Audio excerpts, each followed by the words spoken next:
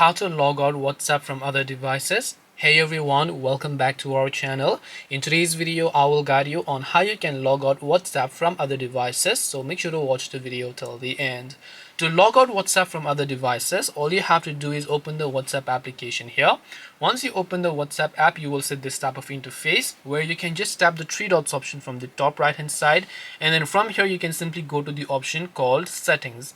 Now once you come to settings, you will see all these sorts of options, but without doing this also, if you tap the three dots option, you'll find another option here known as linked devices. So you can directly just tap the linked devices section here, and here you should be able to see a list of devices that are currently logged into your WhatsApp account.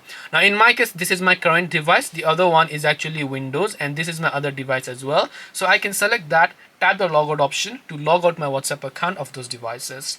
This way I can log out WhatsApp from other devices. Hope this video was helpful. If you have any questions, feel free to leave them down. Thank you for watching till the end of this tutorial, and see you soon in the next video.